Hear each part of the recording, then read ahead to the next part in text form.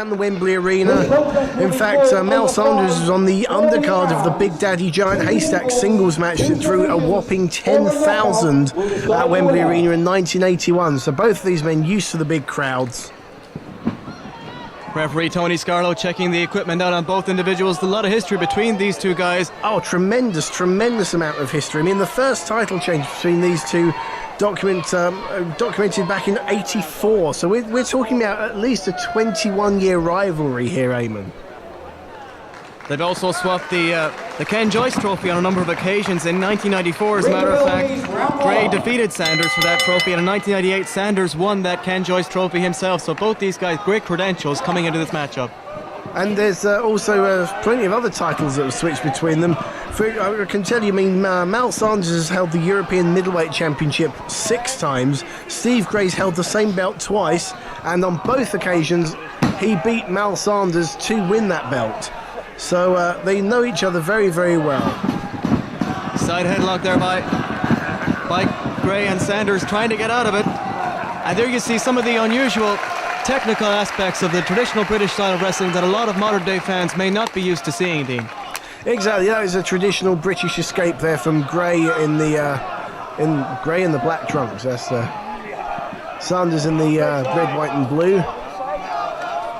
Easily identifiable, as the late great Kent Walton would have said. Crisscross choke now applied by Sanders. Nice escape there by Gray into the wrist lock by Sanders. Oh yeah, that's a Japanese stranglehold. Nice roll through. Look at this, multiple roll throughs by Gray. Again, escaping somewhat unorthodox in terms of the modern day catch as catch can style. This is not what fans are used to seeing. Nice single leg pickup there by Sanders. Into the leg grapevine, working on the left leg of Steve Gray. Mal Sanders in control. Sanders now stretching the hamstrings of Steve Gray.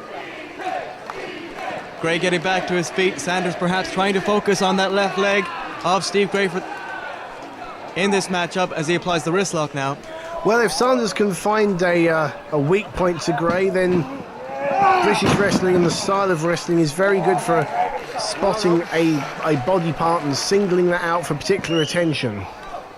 Strategy very much a part of the old style British wrestling, and a beautiful reversal there by Gray up on his head. Indeed, showing great neck strength.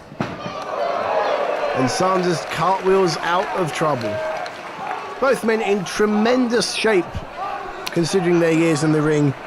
Sanders debuted 27 years ago, so Gray's got a few years on him. Sanders now with a hold of Steve Gray, but Gray flipping over. But he flips into trouble. Double arm stretch. That puts pressure on all the way from the wrists down to the shoulders and the neck. Now Gray here, what he's trying to do is catch Sanders. Oh, he's trying to catch Sanders on the chin. In trying to avoid that, Sanders left himself open to be opened up on the arms, and the move was broken. And now Gray going to work on the left leg of Sanders. Sanders into the ropes, however, and referee Tony Scarlo right there to break it up. I wouldn't think Tony Scarlo will have too much problems in this, although Sanders, if things don't go his way, Sanders can bend the rules every now and again, but Gray always has been a stickler for the rules. He's one of the most honourable wrestlers in the business. Greco-Roman knuckle lock now applied by both men. Sanders with the wrist lock applied. Well, he said Sanders was going through the arm, but he now looks like he's working mainly on the sorry, he's going for the leg originally. He's now working on the arm. Great strength there shown by Steve Gray moments ago, lifting Sanders right up on his shoulders again, showing great shoulder and neck strength, almost getting the pin with the sunset flip. Both men, however, back to their feet as the bell sounds for the end of round one. Well, that really was dipping their toe in the water. Indeed, the feeling out process still going on. That's the thing, when these two guys have wrestled each other, it must be over 100 times. I mean, nobody really knows exactly how many, but we are talking 3 figures here. These men very, very familiar with Ring each the bell, other. please. Round 2. And this is going to be one of those situations where really a mistake or a very quick move on the part of one of the wrestlers will win this match, I think, Eamon. Wrist lock applied once again by Mal Sanders as we begin round 2. And a nice kick out there by Steve Gray. Again, more unorthodox maneuvers and counters being shown as Gray misses the drop kick, and that could be a turning point in the matchup. Gray left his feet and paid for it. Mal Sanders, the experience coming through there, avoiding contact. Shoulder block nicely done by Sanders, taking down Gray. Sanders, however, countering that body slam, and Gray almost got pinned. 2 count, however, and Mal Sanders lands right on top of the referee. Tony Scarlett doesn't quite know what to make of that, I don't think. Mal Sanders having some fun with the referee. Got the reverse body scissors on now. If he does try and drop Gray up and down on the base of his spine as he is about to now, that Eamon was the original pile driver. Long before anyone was dropped on their head in old British wrestling, that was known as a pile driver until the varieties that we know now with tombstones and so on, popularised by Dave Finlay among others, came in. Steve Gray now trying to tie up the legs of Mal Sanders, trying to counter this body scissors.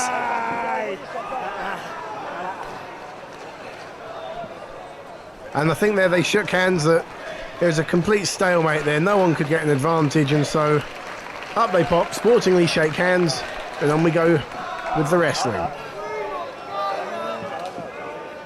Steve Gray now trying to maintain control with a wrist lock. What a treat it is for these fans here in Coventry to see this style of wrestling. They're watching on in fascination. You can see there, everyone's eyes glued to the ring, hardly a sound to be heard. Sanders trying to escape this wrist lock. Both men evenly matched in terms of body weight, I would assume. Sanders with a little bit of advantage in terms of height. And at this style of technical wrestling, that plays quite an advantage, Dean. Well, Mal Sanders proficient in technical wrestling. He was trained and broken into the business by the legendary late Mike Marino, who, if anyone saw him, would tell you he was one of the great technical wrestlers of his time. And again, another standoff after a tremendous display of technical expertise by both individuals. Collar and elbow tie up once again into the wrist lock by Gray, breaking Sanders down to the canvas, now going into the hammer lock. And another thing, you can tell how seriously both men are taking it, because quite often I've seen Mal Sanders wrestle and he'll play to the crowd a lot. And on this occasion, you can see from his face, he's all business. There's no real playing to the crowd. He wants to win this match in front of, this will be one of the largest crowds these men have wrestled in a fair few years. As I said, they've both been in front of crowds of 9,000-10,000. They've both wrestled in front of royalty, but this is a new era of wrestling in this country, and this is one of the biggest crowds the new era of wrestling has seen. Irish whip there by Sanders. Up goes Gray. Crossbody attempt is countered, and there we see the power of Sanders come into play. Oh, he tried to hold him but couldn't. And a powerful kick out there by Sanders, and once again the referee gets caught up in the middle of the action. Poor old Tony Scarlo better be getting danger money for this, I tell you. He's not the largest fella in the world. Still trains people up as well at the Dropkicks Academy in Essex in England. Greco-Roman knuckle-lock once again applied by Sanders, breaking Gray down to the canvas. End of round And 2. that's the end of the round. And again, a very evenly matched contest so far, Dean. Neither man really having an edge over the other. Well, they're both trying various tricks. They're both attempting to get an advantage. But so far, as we said, it's neither man shifting. But with this one fall at stake, Ring the bell, please. Round 3. one mistake can end it. It only takes 3 seconds to get a pinfall after all. That's no time at all. The bell sounds and we're ready for action here in round 3. Again, going for that Greco-Roman knuckle-lock. Mal Sanders in control. Gray trying to fight to keep his shoulders off the canvas. The referee, Tony Scarlo, right there on top of the situation. This is more of a wear-down hold. Mal Sanders knows he's not going to get a pinfall out of this, but gravity's on his side, so by forcing Gray's arms down, it just takes some energy out. And again, he's now trying to force Gray's body down, but Gray manages to counter with a monkey flip and reverses positions. Sunset flip there by Sanders. And no, Gray using his feet to get out of that one. Both men once again back to their feet, and a great show of respect from this sold-out crowd here in Coventry, all 3,500 of them. Indeed, I mean, these men really are legends of the business. Another sunset flip by Gray. And now I think both sets of shoulders are down, are they? Indeed, we have a double pin situation here. Both men fighting to keep their shoulders off the mat. A very unusual position. You don't normally see this in a wrestling ring. No, and it looks like actually it's referee Tony Scarlo who called the stalemate there, and they're back on their feet. Snapmare takeover by Sanders. Again going for the pin with that victory roll. And take a look at this. Steve Gray in a precarious position, to say the least. I thought this was meant to be for family viewing. No, Mr. Sanders, don't. No. Steve Gray at the mercy here of Mal Sanders. This has been a sporting contest so far, and it still is. Well, there's the relief. Although it sounds like some of the crowd were quite disappointed. These fans don't seem too happy with that. Nonetheless, I always worried about these people in Coventry. spinning toe hold applied by Steve Gray, going for the Indian Deathlock. It appears he's got the legs of Sanders all tied up. This hold, a modified version here of the Indian Deathlock, one of the most time-tested submission moves in the business. Referee Tony Scarlo right on top of the situation. Mal Sanders grabbing a hold of Steve Gray, but he just got his head rammed into the canvas, and you can hear the impact. Sanders in some trouble, trying to negotiate a counter here, again going for the bear hug, but gets his head rammed right into the canvas, Dean. Definitely in a bad position here, Sanders. I don't know if he's going for a bear hug or maybe just a slap in the ribs to shock Gray into breaking the hold, but and he finally does. Somehow he escapes. This is the thing with the traditional style of British wrestling, is they crisscross. A lot of the time you'll get escapes that you really can't see how on earth they go out of that. Hip block right into a cover. This could be it, but no. And once again, That Tony poor Scarlo, referee. he's earning his money here tonight. Good attempt by Gray, but let's face it, Eamon, when have you ever seen a match won with a hip toss? I think, again, a wear down hold. I'd be surprised if a match ended with a hip toss. Sanders now going back to work on the left arm and shoulder of Steve Gray, applying that hammerlock on the canvas. And Gray has to be careful to keep his shoulders off the mat here once again. And again, it's pressure on the arm with Gray's arm rolled under him. Really puts pressure on the shoulder joints. Sunset flip attempt, but it's countered into a victory roll. And a cartwheel out of that by Gray. Off the ropes he comes. Mal Sanders countering. He's got the victory roll. He tried the folding press there, but to no avail. And again, as we mentioned, both these guys knowing each other so well, it's going to be very difficult for either one to get a pin. It's interesting, we call it a sunset flip. That's the name it's universally known as, but in the old British days, that was the plain old double leg Nelson. I think sunset flip sounds a hell of a lot better, though. Steve Gray now trying to counter this crisscross choke, and he does. Oh, nicely done by Gray. Very well done.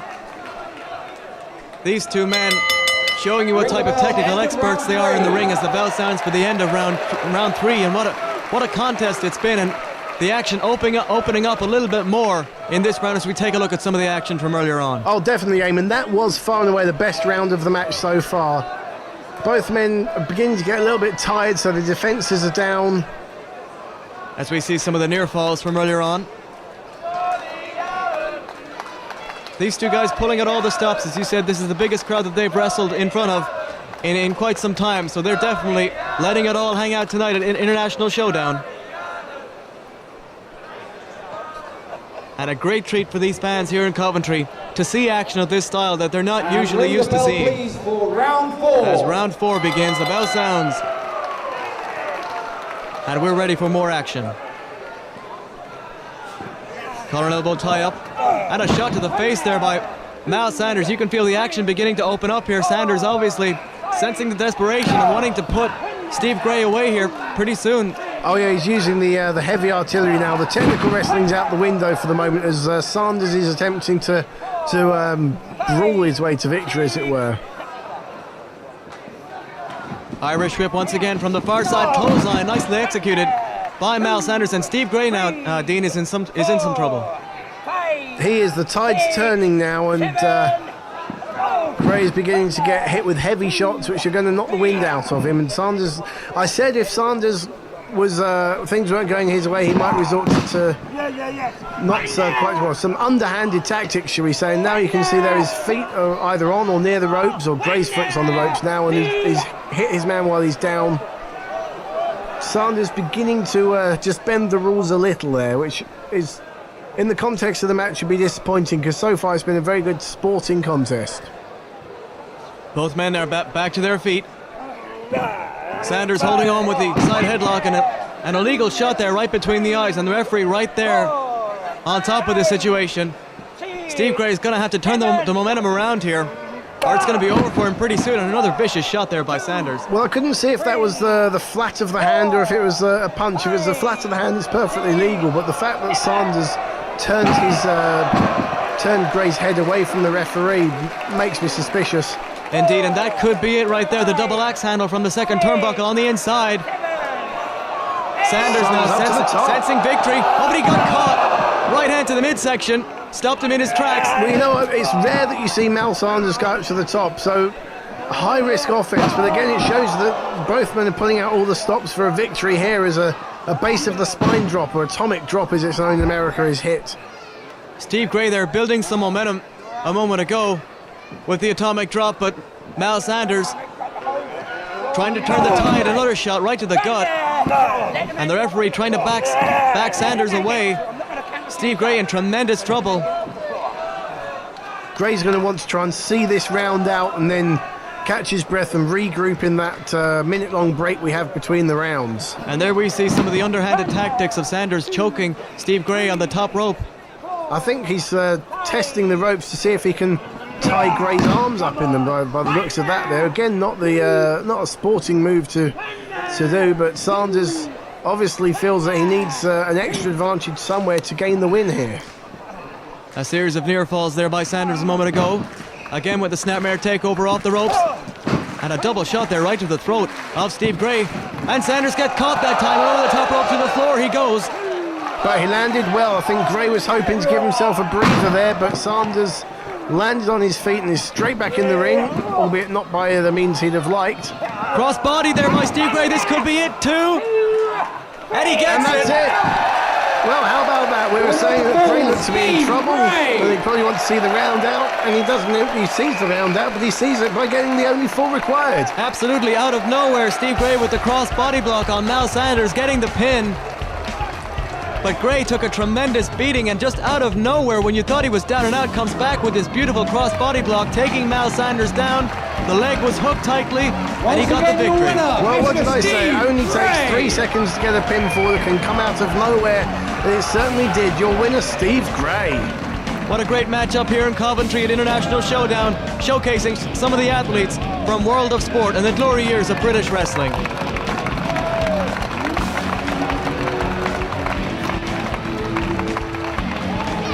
Sanders doesn't look a happy man, does he, Eamon? No, he does not. But who can blame him? What a matchup.